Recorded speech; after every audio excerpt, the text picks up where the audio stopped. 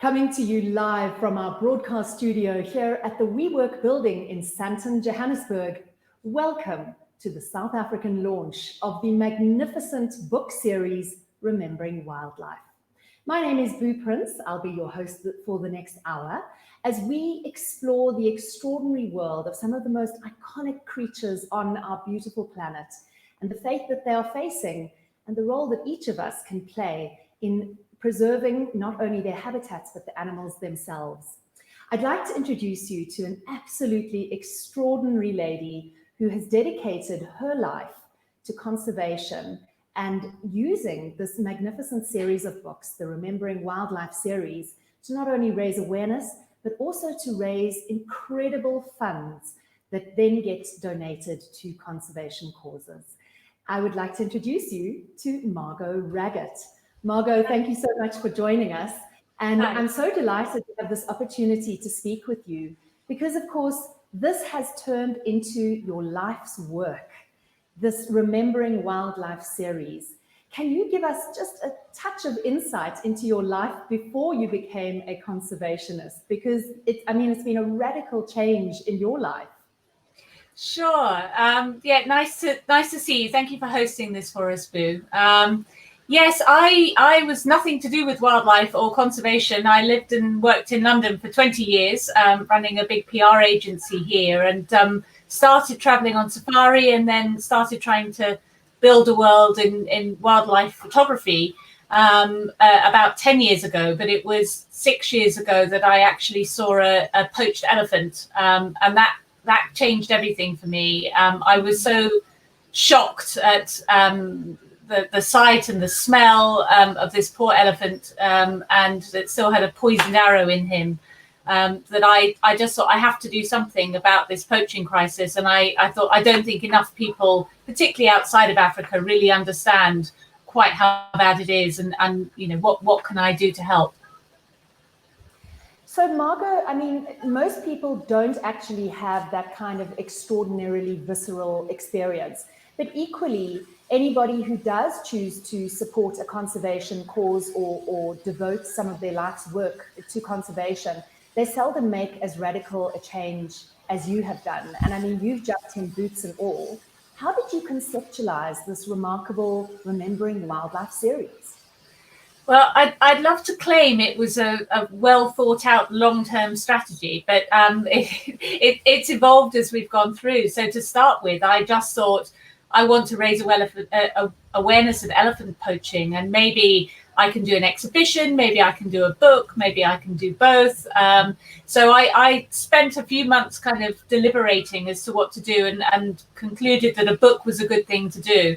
And then I thought, well, actually, I want to try and get as many photographers as I can to contribute to this book, because certainly I didn't have enough pictures that would be a best-selling book. But I knew if I could get everyone together, and the quality of the photographers, as you'll get to experience with some of the guys you're going to meet tonight, if they all work with me, then we'll have something quite special. So I started in those early days just reaching out to anyone I knew. So actually, one of the very first people I got in touch with was Daryl, who I'd randomly been on a plane with from Samburu to the Mara, I think. And I just recognized what he looked like and went up to him very shyly and said, "Are you Daryl?"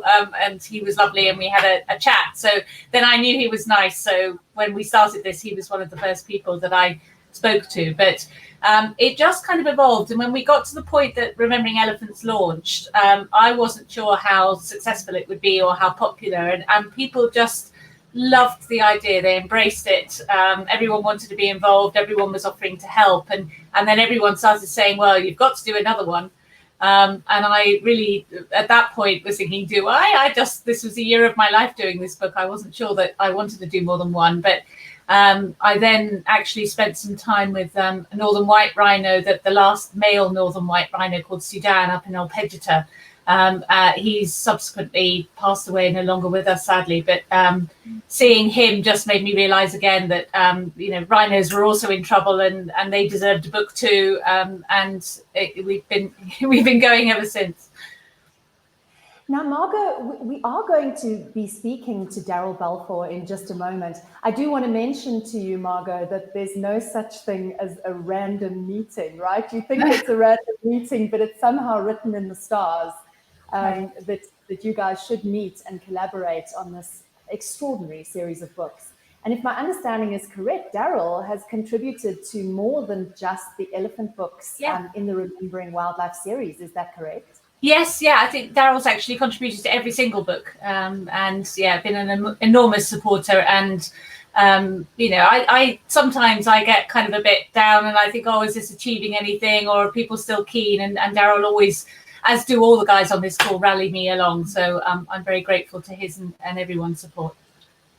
Now, Margo, your mission in this is not just to raise awareness, and not just to sell books, but in fact to sell those books with the purpose of raising funds to donate to conservation. Can you put a figure on that? How successful has that been up until this point? Yeah, I think actually we wrote it in the write-up for this broadcast in Rand, because I can't remember. It's over $800,000. Yeah, I do know, because it's a staggering sum. But in fact, my notes tell me that you have donated in excess of 13.5 million Rand to conservation, which is simply extraordinary. And of course, there are going to be so many people watching tonight who are inspired by this and who would love to purchase these books. But they're also going to be asking themselves, well, how do you select which organizations you donate the money to? Sure. Again, that's been an evolutionary process. So I started in the early few books. I partnered with the Born Free Foundation in the UK, who I had been supporting with images of my own for a while. And they were a great partner to begin with, because they were able to give me advice on the projects that they already had identified and supported. But as time has gone on, I wanted more independence and more freedom to choose the projects that meant the most to me. So quite often they're recommended to me by people that are involved in the project. So various photographers, including Daryl, has suggested. We just supported the Nyasa Lion project, which is one that is very close to Daryl's heart, and he had recommended that to me. So Jonathan and Angela Scott have been enormous mentors to me and worked in conservation forever. So they often put forward organisations such as the Cheetah Conservation Fund, who we're going to be supporting with this year's forthcoming Remembering Cheetahs, which isn't out yet, but will be in the autumn. And then I do my due diligence as well. So, I check up a lot of them, I ask around, and I do go and try and visit projects. It's not easy, as I'm based in the UK, but I try and get out a couple of times a year to visit projects. So I was just in Namibia now visiting a couple of cheetah projects to make sure that I felt that their work is something we wanted to support. Okay, and we are going to discuss towards the end of this broadcast a little bit more about the Remembering Cheetahs book. That one is not out yet. However, tonight marks the launch of the Remembering Wildlife series being available in South Africa. And that means that you are now able to purchase one of these magnificent books. There is Remembering Elephants, Remembering Lions, Remembering Rhinos, and Remembering Great Apes. Without further ado, I would love to, Margo, introduce our audiences to some of these fantastic photographers who have so generously donated their work and given us an opportunity to really get some unique insights into the lives of these absolutely iconic animals. So let's start by meeting Daryl Balfour. Now, Daryl, Daryl and I, in many ways, go way back because we've shared broadcasts and I've interviewed him and so on, but Daryl and I have never actually met face to face, which seems a crime after all these years. But Daryl is an absolutely legendary photographer and conservationist, and has written many books of his own as well. And Daryl, you also work very closely with your wife, Shana, is my understanding. You're both dedicated conservationists and photographers, and you also take lucky people all around the world to experience some of your photographic safaris. So welcome and thank you very much for being with us.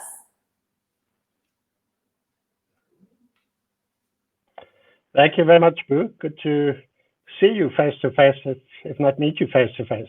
Exactly, exactly. Now, Daryl, tell us a little bit about your journey with elephants, because I know that you have been taking photographs of all kinds of iconic African animals, you know, as they say, since Pa fell off the bus. But it took you many, many years to capture this iconic sequence, which is in the Remembering Elephants book, of a matriarch giving birth to a baby elephant. Can you tell us a little bit about that story? Because it must have been extraordinary for you. Yeah, Boo, my journey with elephants began because I love working on foot. I like walking with animals, and obviously elephants and rhinos are the best animals to walk with. So I've spent many, many years and hundreds, thousands of hours photographing elephants. And the one thing that always eluded me was a birth. Shana and I worked on our book on elephants, African elephants, a celebration of majesty, for 4 years back in the early 90s. And the one thing we really, really wanted for that book was to photograph a birth. And unfortunately, that eluded us until I was on safari in the summer of 2010. So the elephant book was early 90s. It was a long way to this 25 years of elephant photography, basically, before I happened to come across this elephant. One morning, there was a herd of them out in the plains in Mombo, Botswana. And the herd was happily grazing, and I suddenly noticed one of the cows in the background behaving strangely. And I said to the guide who was driving us around, I said, hang on, there's something happening here. Let's just watch that cow. And sure enough, within minutes, I said to him, she's going to give birth. And the next thing, there it was happening right in front of us. Early summer, short green grass, out in the open. And it was just an absolutely momentous occasion. And I had clients with me, had been on many, many safaris, and it was really fantastic, share it with them. But at the same time, I really felt heartsick and heartsore that Shana wasn't with me, because it was something we both always wanted to capture. And, you know, to capture that,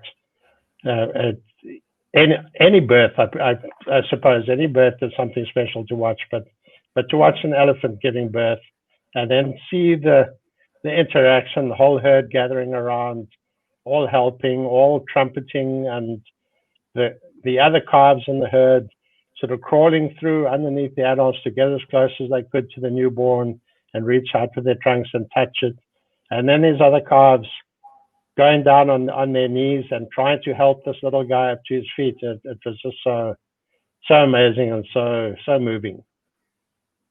I love that story, Daryl. That is just incredible, because, you know, aside from anything else, I think one of the things that is so profound for me about the bush is that it's always different. You know, I mean, just listening to your story, I think it brings home that one can be on safari, you can go on game drives, you can walk in the bush for years and years and years, and every occasion will be different. And as long as you pay attention, you're always going to see something new. And it brings home for me how extraordinarily important it is for us to be able to preserve wild places and wild creatures.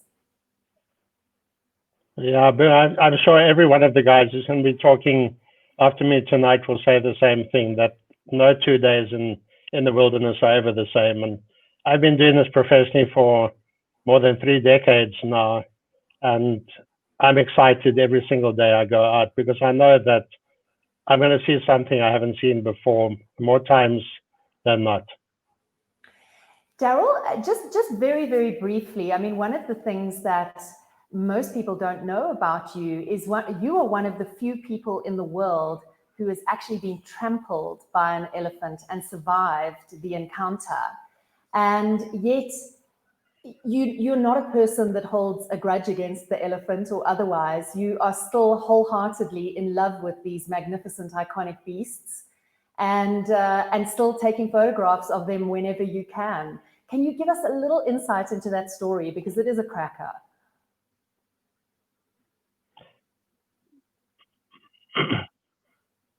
Yeah, but it was back in December 1992. Sean and I were doing our book on elephants in the Kruger Park. We did have permission to be out walking by ourselves, and we've been looking for a particular elephant known as Chokwan, who was one of the great tuskers of that era.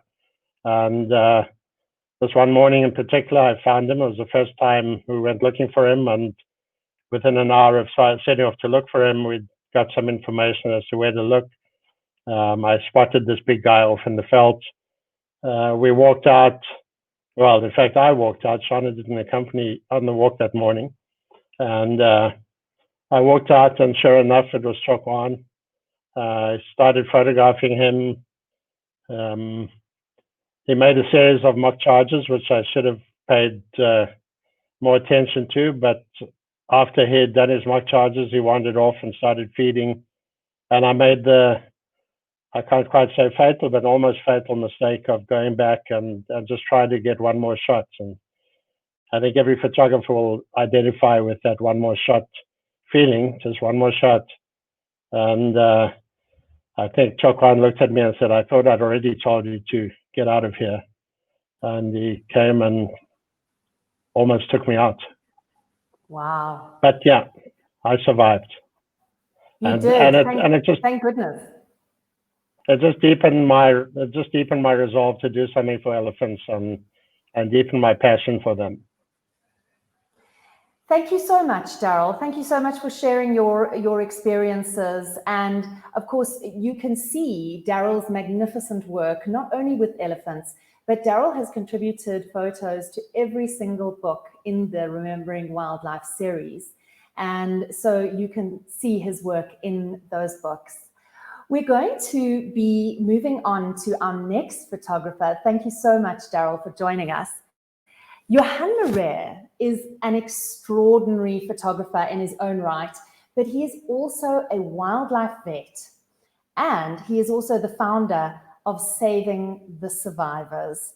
He donated an incredibly rare picture of a Sumatran rhino from Malaysian Borneo to Remembering Rhinos. Welcome, Johan, and thank you so much for being with us this evening. Good evening, Boo, and good evening to all the viewers. Thank you very much for having me. Now, Johan, tell me the story about this incredible photo that everyone can see. It is absolutely astonishing. And of course, these are not African rhinos. These are not rhinos that we know from the South African bush. Yeah, exactly, Boo. So I think we were, very fortunate and very blessed. About 3 years ago, we got a call from Malaysian Borneo to say there's a very sick female Sumatran rhino in that area. At the time, there was only about 3 rhino in that specific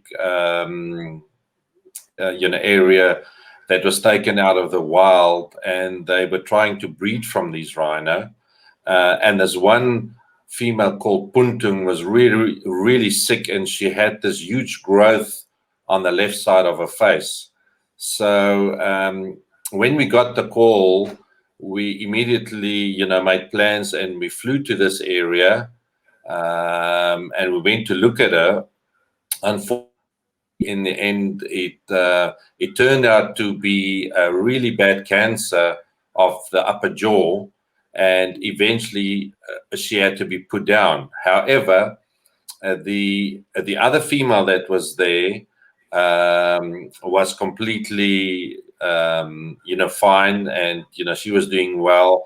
But then this male was the only male that was there, and he was also doing really well. And on one afternoon, we actually went into the rainforest to photograph him, and he was called Kertam.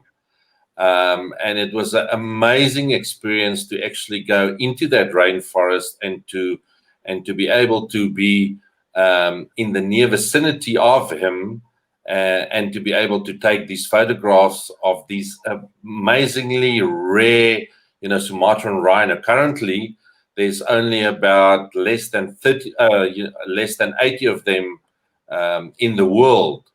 If we talk about, black rhino, there's about 4,500 left. If we talk about white rhino, there's about between 12 and 15,000 left. And if you talk about these, this amazing species, there's only less than 80 of them left in the entire world. So it was an incredible experience to get so close to him and to be able to take these photographs of him.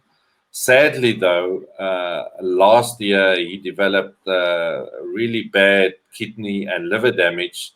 And I think it was in May last year that he unfortunately also passed away. Wow. I think sometimes for people who don't have the opportunity to get out into the bush and actually get really close to these animals, they may not completely understand that sort of visceral emotional connection that you have with an animal when you get up close to it. And I can imagine that your emotions must be very, very intense when you are photographing a creature that your photos may be amongst the last photos ever taken of the species because they are facing extinction. I mean, when there's only 80 of you left in the world, the numbers are not looking promising. Yeah, Boo, no, absolutely. I must say, that probably ranks as one of my two top experiences, ever of the photographs, that I've taken. To be able to come that close to a species of which there are only 60 to 80 in the wild left, and it's not easy to actually see them and to photograph them. Was an incredibly emotional experience, to walk with him in the wild. And, the other thing which makes them extremely special as well is they're very, very vocal. If you compare them, for instance, to black rhino or even to our white rhino in South Africa, they are probably 60-70% more vocal, so they make this high-pitched sound all the time, when they walk in the bush or, when they're in the vicinity of each other. And, just that, to have experienced that was incredibly special. Now, Johan, very well you're not getting away without making rhino sounds for me. Hey. Come on. Let your inner Sumatran Rhino out. It's a very, very special, very high-pitched sound. And, people that have ever heard, whales, the recordings, it sounds very, very similar. It's a very high-pitched sound, which, the first time you hear it, you go, no, this is a 2-ton or a 1.5-ton animal. Surely they cannot make that sound. But it's very similar to whales. It's fascinating, this idea around vocalization, because of course in the average human being we associate high-pitched noises with being small and young, and that's definitely not the case in with whales and, surprise, surprise, who knew, rhinos. Exactly. I think the other the other time which I heard this incredible amount of vocalization was in the Congo, where we visit a place called Zanga Zanga Bay, where there were about 120, 150 elephants. And it's probably the only place in the world which I've visited where I've heard that many vocalizations between elephant. I've never, ever heard it anywhere else. But, to come back to the Sumatran rhino, it was really incredible. And to have the support from Margo and from the Remembering Rhino launch and, the book series, really helped us, to support these rhino and rhino after that, going forward with these incredible, injuries that they still experience up till this day as a result of poaching, unfortunately. Well, that's actually exactly what I wanted to ask you about, Johan, because you're not only a photographer, and a brilliant photographer at that, but you're also a wildlife vet. And I know that you do significant work with rhinos that have been injured or damaged through the process of attempted poachings, for instance, because obviously if the poaching is successful, the rhino does actually die, which is too tragic for speech. But your organization is Saving the Survivors. Tell me a little bit about the process of what you go through in terms of being able to rehabilitate some of those animals. Yeah, it's quite intense. So we started Saving Survivors in about 2012. So it's been running about 8 years, and it was basically started with the aim of looking after and caring for these badly injured rhino, mostly white rhino, because there were so many of them at the time that got poached, and the injuries we mainly dealt with were gunshot injuries. And then the ones that were really intense and that are still intense and horrific is where they shoot an animal, mostly through the chest, which they survive, by the way, which is also incredible. But that shot actually stuns the animal, so they're down for about 5 to 10 minutes. And in that period, they chop off the horn, and often they use a chainsaw. And unfortunately, there's a belief in some of the people that the horn grows to below the skin surface. So what they do is they remove as much of the top part of the face as possible.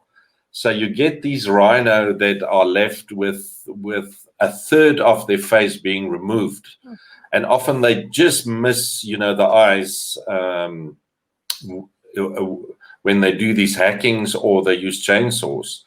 So these are really, really large injuries. Often they are about 40 centimeters by 60 centimeters big. They roar, they go right into your paranasal sinuses. And the very first time I was called in the Eastern Cape to treat one of these rhino, they sent me photos of it, and I had a look at it, and I went, there is just no way. There is no way that anyone can treat this, this rhino successfully.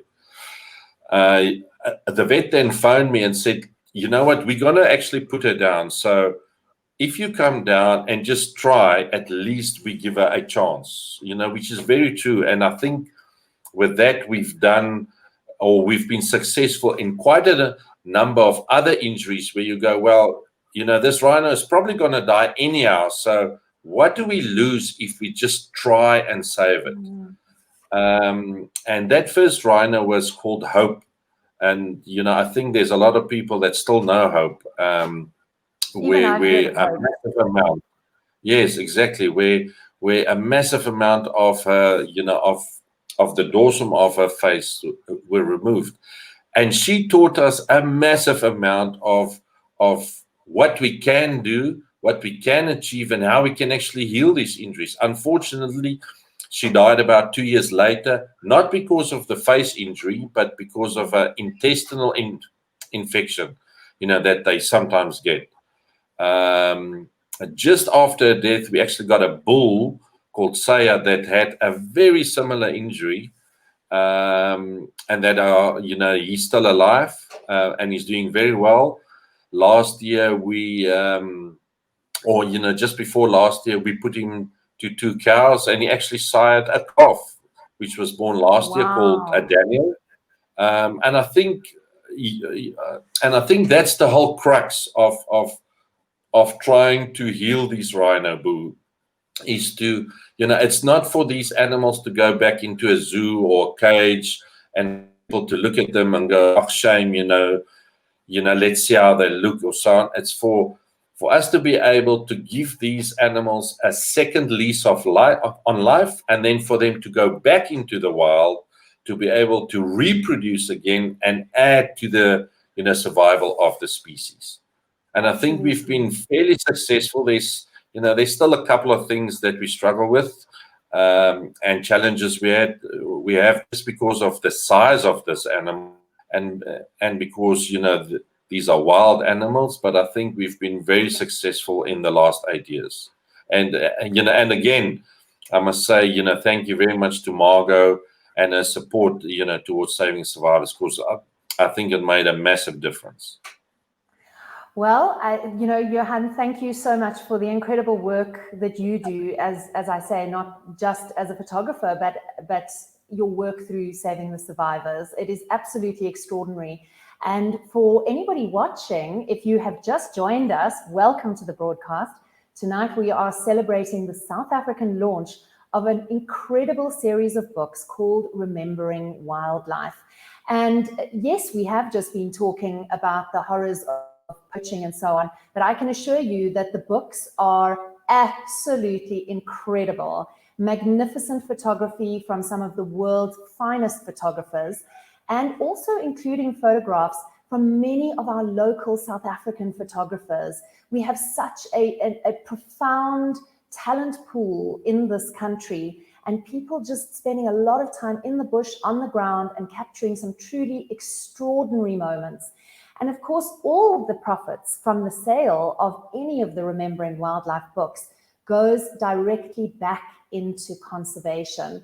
So if you are somebody who cares a great deal about animals and about wild places, like I do, one of the easiest ways that you can have an impact is to get your hands on one of these magnificent books, and you will be supporting organizations like Johan Marais' Saving the Survivors organization, which is partially funded by the proceeds of these books. And so even when, as he was saying, even when a rhino has been gravely injured through an attempted poaching, they can still help the animal, and they can, in many cases, rehabilitate them, which is absolutely extraordinary. Now, of course, one of the other creatures which is absolutely iconic is the mountain gorilla. Now, I was very fortunate in 2004 to spend some time in Rwanda with the mountain gorillas, and it was really a life-changing experience, is the only way that I can put it to you. Now, the Remembering Wildlife, Remembering Great Apes book in the series is one that celebrates all the great apes. So we're looking at chimpanzees, we're looking at mountain gorillas, lowland gorillas, as well as orangutans.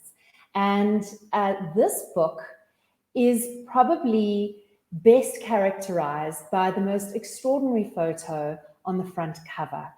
Now, that photo was taken by our next photographer, who I'm going to introduce you to, and his name is Niels Wolmerans. Now, Niels donated this extraordinary image that was used for the cover of Remembering Great Apes. And my understanding is that Niels had a remarkable relationship with that particular gorilla on the cover of the book. Welcome, Niels. It's wonderful to speak to you and wonderful to meet you. Thank you for being with us. Boo, thank you so much, and also welcome to all the viewers. Truly remarkable animal, the silverback on the front cover. So, am I correct that his name was Manuia? That's correct, yeah. Tell me about your relationship with Manuia and what that meant to you, and how it all started. Yeah, so as you mentioned, the front cover of the book is a mountain gorilla silverback called Manuia, the dominant silverback of a family called Herwa. And it's probably one of the families that I've visited most in the time that I spent up in Rwanda. And I think, one of the things besides his sheer size, it's just a really intimidating size. I think one of the things that really stood out for me about him was his characteristic, just such a gentle creature, and really a gentle giant in every sense of the word. So many of the tracks I've done up there, you would find Manuia sitting there, surrounded by the youngsters. Incredible love for the little ones, and you could see it wasn't just that he felt like he had to protect the youngsters. He was you loved playing with them. You constantly see him rolling around with them. Incredible to watch. So, as far as characteristics that really stood out for me was his love for the family. Really, really great father. Now, Niels, your stories about Manuia just resonate so deeply with me, because when I was fortunate enough to go and visit the mountain gorillas in Virunga in 2004, that was precisely my impression as well, was that I just remember lying in sort of this undergrowth area and watching this magnificent silverback and just being so struck by the fact that he wasn't actually kind of, that stereotypical dominant kind of trying to assert himself over everyone around him the whole time at all. Exactly. He was a silverback that took great interest in the children. And I remember so clearly this particular silverback that I was watching, he picked up a twig that had a tiny little chameleon on it. And I thought to myself, oh, he's going to eat it. He's going to eat it. He's going to eat it. But he didn't. He just sat there with that twig, watching that chameleon for probably 5 minutes. And I just thought, you can't help seeing them as almost human, because they just do have that kind of curiosity and so many characteristics that really resonate with us as human beings. Can you tell me any stories that particularly stayed with you about Manuia? Yeah, besides being a really great father, I think he was also very trusting of people. And, obviously something that had built up over the years. Manuia originated from the Sousa family, which was one of the oldest families in the Virungas. It was studied by Diane. And Manuia was a real ladies' man. And, he always got into trouble with the dominant silverback of the Sousa family, Corrida, for cheating with the females. The females, they're very promiscuous. And if they think number 2 or 3 silverback is better looking, they're going to cheat. And that didn't sit well with Corrida. So in 2002, Manuia packed up and he disappeared for 4 years. And then I think it was 17th of June 2006, he appeared on the other side of Volcanoes National Park, close to the area below Sabine volcano, with several females. And and that's where he started, the family that we know today. Interesting stories. Like I said, very, very trusting. On one of the tracks I did, halfway through our track with the gorillas, with the Manuia's family hero, it started bucketing down when we had really, really heavy rain. And I said to the lead guide, I said to him, listen, it might be best if we just, for the second half of the track, let's move away, let's find some cover, and then come back to the gorillas on the, for the second half, once the rain has, given us a bit of a break. And so we moved off well out of sight of the gorillas, and we found a lovely canopy under, one of a thick canopy, and that's where we sat. And I promise you, we weren't sitting there for any longer than maybe 5 minutes. And the whole family, Manuia in front, brought the whole family to come and join under that tree canopy. There was nowhere for us to back off. And so we just sat, took the guide's instructions. And I promise you, you literally couldn't put your hand out in any direction without, touching a gorilla. So we all just sat there and we waited out the rain. And there was just such an amazing way of ending our last half an hour with that family. Wow, what a story. That is absolutely extraordinary. But now, Niels, my understanding is that Manuia is sadly no longer with us. Can you tell us a little bit about what happened to him? Yeah, Boo, it was towards the end of last year, Manuia took the family across from Volcanoes National Park in Rwanda, across into Mugahinga National Park on the Uganda side. Obviously, they don't need passports, so it's a quick and easy transition.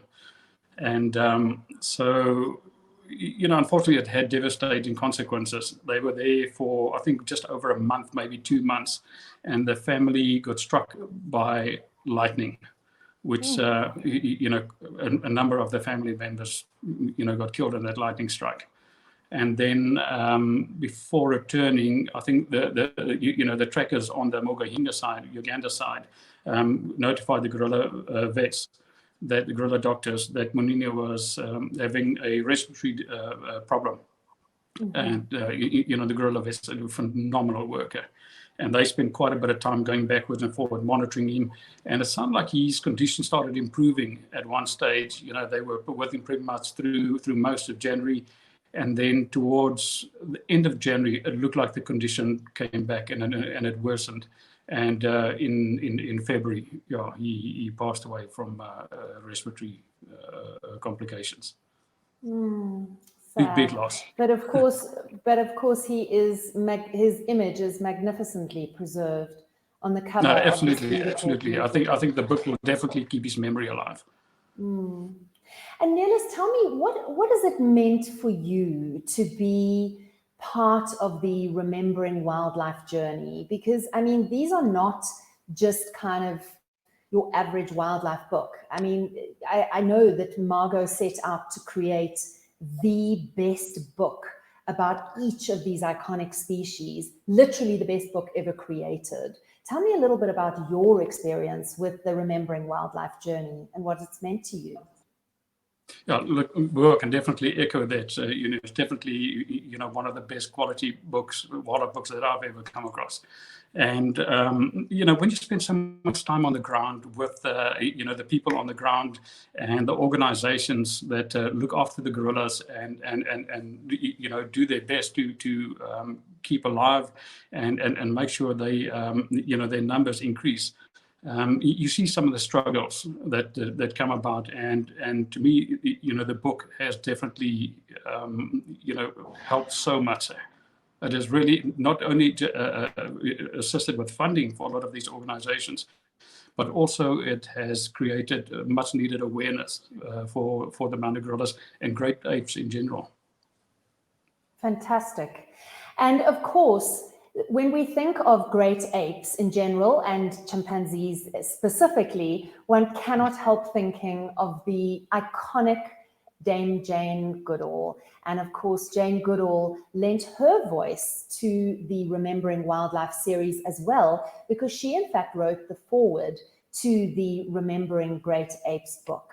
And I mean, I was very, very fortunate to spend some time with Jane Goodall at her home last year in Tanzania.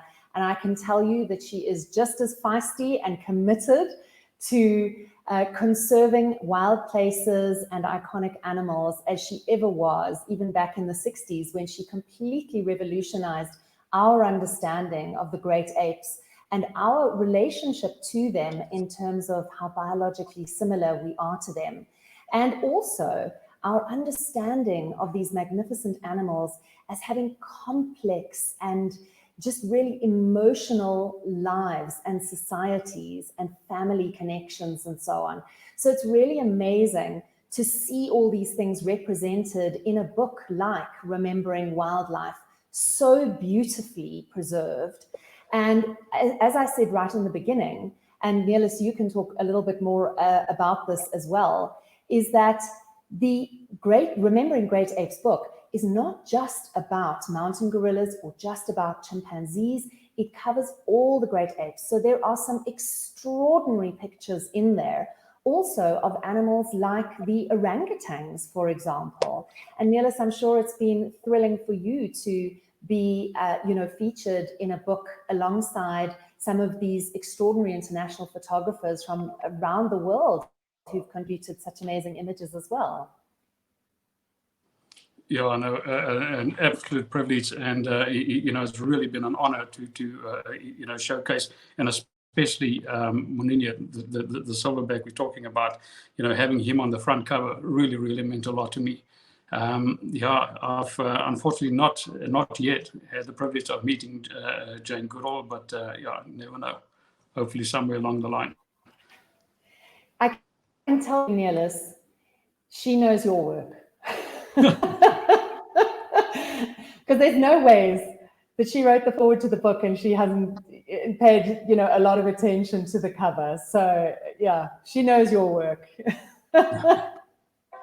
Neelis, thank you so much for being with us. That's wildlife photographer Neelis Wilmerans, who contributed the magnificent picture of Manuia, the beautiful silverback gorilla on the cover of Remembering Great Apes. Now, we are going to introduce you to another fantastic photographer, and this time we're going to be talking about the king of the jungle. In the Remembering Wildlife series, of course, we have Remembering Great Apes, Remembering Elephants, Remembering Rhinos, and Remembering Lions. And the photographer I would like to introduce you to right now is Marlon de Toi. And Marlon has a very special story to tell about a very special male lion by the name of Scar. Thank you so much for joining us, Marlon. I'm thrilled to meet you and very keen to hear all about your relationship with Scar. Thank you very much, Ruth. Thank you, and good evening. Good evening to everybody watching as well. You come across animals. I've been doing this for a long time, not quite as long as the old man in the beginning, or Daryl, but I've been in the safari and the guiding industry for the last 15 years or so, and coming out of a lodge-based guiding industry, I've spent so much time with animals. You get to see lion cubs turning to subadults, turning to pride male lions. And you get to follow the story of a lion from beginning to end, and you see them battle, you see them succeed, and it's just such an iconic animal that it's probably the number one thing somebody wants to see. And then you come across an animal like this, which to put in words. Every encounter I ever had with this male lion was memorable. He would how do I explain it? So for example, when you came across him, he would so few of the times he'd actually be mingling with the pride. So for example, he was this loner, this bad guy. He had a certain look about him. And the first time I saw him was in 2012 in the Masai Mara in Kenya, which is where he finds himself. And he just always had this this air about him, like untouchable, the bad guy in the pride, but the ladies loved it. So whenever you saw him, he'd be off on his own, and he'd get up and stretch and move around a bit, and he'd walk up to a female and he'd like just slap her, just like charge at her and like give her a hard time. And somehow they would like it because, I mean, he's such a handsome male lion. He is the perfect advert for like a shampoo company, or he's just perfect. Never do you see him and his mane isn't on form, and he's always got a posture, and he never mingles with the normal lions. And I'm not saying this and making this up. Many of the guys on here tonight have seen him and photographed him. Scar just is a different lion in his attitude, the way he carries himself, and that resonates with every single person that meets him. And social media has turned this male lion into the most famous lion in Africa, probably, dare I say, the most famous animal in Africa out of all the individuals around. He is so recognizable. I mean, there was a rumor of a lion called Scar that died a couple of months ago. And the internet went like viral with, is Scar dead? And everyone was asking in DMs and messages. That's the effect this lion has had. And it wasn't him. I think it was a lion in Botswana. But still, the moment the news came out, it was like breaking news. And I have not come across an animal with that much influence and just appeal. And being able to photograph him and feature him in the book is really special. So Marlon, what I really love about what you're saying is that I think that when you do spend a lot of time in the bush, and particularly as a photographer, because you become effectively an animal ethologist and you have to be able to anticipate and understand so much of their behavior, you really start to appreciate the unique individual personalities of each different character. And you get to realize that actually a lion is not just a lion is a lion is a lion, right? Each one has their own character and their own personality and their own style and their own walk and their own look. And I just love your description of Scar as being that kind of ultimate bad boy lion, you know? I mean, aside from the fact that obviously he shares a name with the bad boy lion from the Lion King, there's just kind of that recognition of these unique characteristics of every personality out there in the bush. We as humans think we're so special. We're not so special. Everyone's got a personality. Absolutely. And I think we love that. It's human nature to want to assign that human attribute. A lion that sadly got killed was a lion called Cecil from Zimbabwe. Had Cecil not had a name, that story perhaps wouldn't have had such a profound impact. And the same with Scar. He's recognizable. He carries that franchise from the Lion King and that bad character with him wherever he goes. And I mean, if you look at an animal like that, that is the way he looks there. That's what he always looks like. He is so photogenic. And he's the perfect ambassador for a species like the lion, as iconic as what they are. He carries their spirit, their name, everything a lion embodies. He has all those attributes. And in a world like today, where a book like this has to carry the weight of the story of a lion and the conservation effort behind him, I think an animal like that is just the perfect specimen. I'm so grateful to have been able to feature that image in this book with Margo, and being able to share a lion like that. You know, I literally, I have a tattoo of him. I have a few tattoos, and I'll show you. So that is literally a tattoo of that exact same.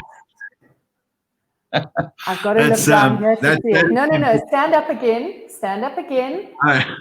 We need you to flash a little bit longer. Oh, wow. So that's amazing. It's the and Marlon, you didn't go small. Okay, your commitment to putting Scar on your body was real. It was deep. Yeah, well, that's the thing, and I've always wanted a lion, and I have a few tattoos, but it takes a long time, and I just had to have a tattoo that has weight and personal meaning, and nothing's better than Scar. He, if you think of his attitude in life and how he's still alive, that I think he's about still a pride male. He still has females. He's still mates. Like, how is it possible that a male lion at the age of probably 14 or going on 14, it's unheard of. Male lions, by the time they're 10, they're done. It's a tough life. And he's still around. I think he's with the second coalition. He's like the Rolling Stones. He just hangs out with the young people, and he just somehow makes it. How he's still around and still alive. Every year that we go to the Mara and I see him, I'm like, that's goodbye, Scar. It's been great. I probably won't see you in 10 months' time. And I said that in like 2015, and he's still there. How he does it, he's just a remarkable animal. Wow, that must be a deeply emotional experience every time you see him. How extraordinary. Yeah, and we're a few months away. Hopefully we can make it out to the Mara this year. We got some plans, and to get to see that guy again, and to share his story. Now, Marlon, there are a lot of lion books out there. What has it meant to you to be involved and featured in this particular book, Remembering Lions? Because it is such an iconic book and such a different book in so many ways. It is, absolutely, Vu. And I'm fortunate to have featured in quite a number of the books, apart from the Great Ape, sadly, and I just haven't photographed them at that point. But this one in particular, lions they're icons. They are animals that are, if you talk about conservation, if you talk about history, if you talk about symbols of power and strength, very little can compare to a lion. It's an animal that easily carries a conservation message. And I think to be involved in that, to be able to share, I think I had a couple of images in this book, was a massive privilege. I've known Margo for some time, and you know, just every time getting an invite to be able to be a part of it is special. And you know, you got to ask yourself, how do I give back? And I think that's the biggest thing for me, and the biggest motivating factor for me is, how do I give back as a wildlife photographer? How do I make the photographs that I take count something for that animal? And I'm very active on social media and voice my, you know, concerns and conservation message as often as I can. But having an opportunity like this, to the scale and the extent that it has gone, you know, 13-14 million rand raised, to be a part of that, and to know that the work that you capture can make an actual change to animals, to the teams that protect these animals on the ground. I think that for me has been the biggest thing, and why, you know, it's an absolute joy to be a part of these books, and especially a book as iconic as Remembering Lions. So, you know, it's books that make a change. It's not money that goes into the air. It's money that goes onto the ground, and these animals are actually seeing the difference. Marlon, thank you so much for joining us. I've loved talking to you, and I love that you could show us your tat and introduce us to a little bit of Scar's life. And hopefully you'll be able to get back to the Mara this year. And won't you send Scar all our love, please? I absolutely will. Thank you. Thank you, Boo, for the opportunity. Thank you. Okay, well, the Remembering Wildlife series of books, which, as I mentioned previously, includes Remembering Elephants, Remembering Rhinos, Remembering Lions, and Remembering Great Apes, is now available in South Africa for the first time from today. You will also be able to pre-order Remembering, which is the brand new book in this fantastic series, and it will be coming out in October.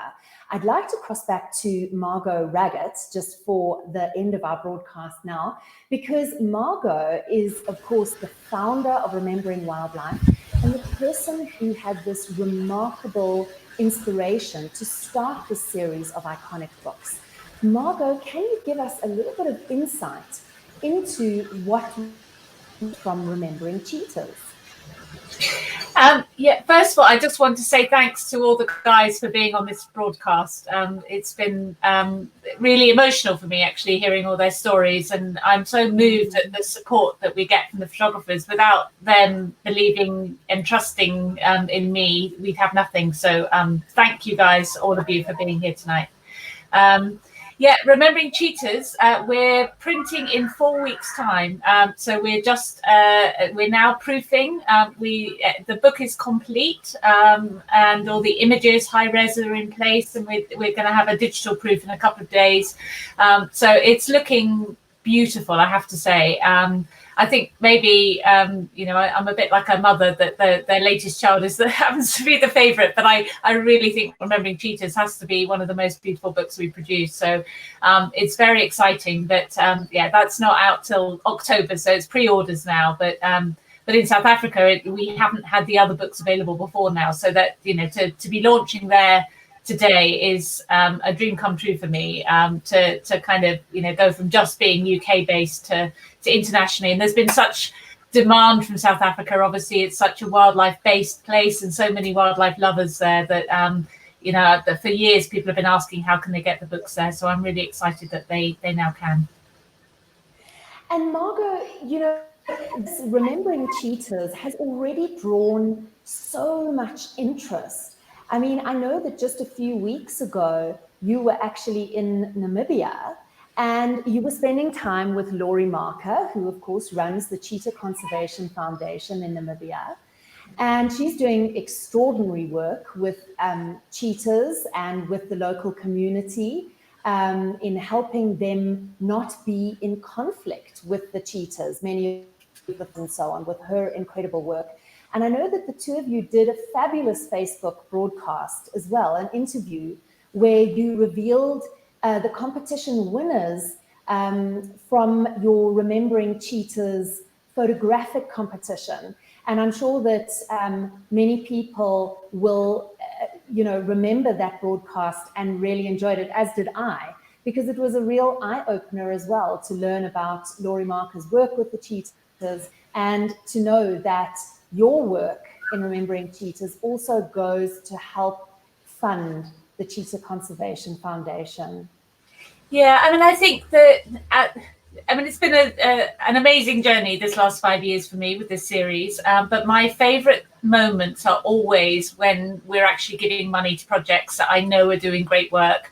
That makes it all worthwhile for me. Sometimes I'm, stuck on my computer in London thinking, what am I doing producing books? But when we get to give money to meaningful organisations, it makes a real difference. So yeah, with Laurie, we were able to actually spend time with the livestock guarding dog program they have there, which is a brilliant idea. They get these dogs embedded. They're specially bred Anatolian shepherd dogs, and they're embedded with herds, with farmers from a very young age. I think it's about 6 weeks they embed them. And these dogs just think of the herd as their family. And if anything comes along, I mean, we were there one day and a stranger came to the compound to ask for something, and the dog just went crazy. And you don't want to mess with the sound of that dog. So the cheetahs naturally will just run away if they hear the dogs, and that prevents conflict. So that program has proved so successful that they've got a 4-year waiting list for dogs. So one of the things that we're going to be funding with Remembering Cheetahs is actually trying to speed that program up for them and get more of these livestock guarding dogs out, which I'm very excited about. Well, that's just one of the incredible programs. Thank you, Margo. That your remarkable project, Remembering Wildlife, this amazing series of books, that's just one of the projects that I know you support. And we've actually put together with HPH Publishing, who are your local South African distribution partner for the Remembering Wildlife series, they've put together a fantastic offer for local buyers. And the idea is that you can currently purchase all 4 books which are currently available in South Africa from today. That's Remembering Rhinos, Remembering Elephants, Remembering Lions, and Remembering Great Apes. And you can purchase all 4 books today for the price of only 3 of those books. It's an absolutely incredible offer. And do remember that all profits from the sales of the books go directly into wildlife conservation. Margo, thank you so much for being with us. I don't know if you have any final messages that you would like to share with us. I've loved spending the last hour with you and these incredible photographers. And thank you so much for the amazing work that you are doing. Thank you. Well, thank you, Boo. And also thank you to Heinrich of HBH Publishing for taking on distribution for us in South Africa, which is a real game changer for us for sure. And I'm always thanking so many people, but I'd like to start with again thanking all the photographers, because without them we'd have nothing, and particularly the guys who've been on this call today. I really appreciated it. And then, all of our supporters. So we fund all our books through Kickstarter campaigns. If we hadn't had a successful campaign this year, we wouldn't have had a book. And I really wasn't sure we would, given the COVID situation. So it's amazing to still have the support. So thank you to everyone who loyally supports our series, and to all the South Africans thinking of buying these books. Hopefully we've convinced you that they're beautiful, and that you'll know that you'll make a real difference if you buy them. Thank you, Margo. And to all our viewers, thank you so much for joining us for the last hour. It is you who makes a difference in the world. And if you would like to purchase these books, please make your way to www.byrememberingwildlife.co.za. So much for being with us, and we will see you again next time.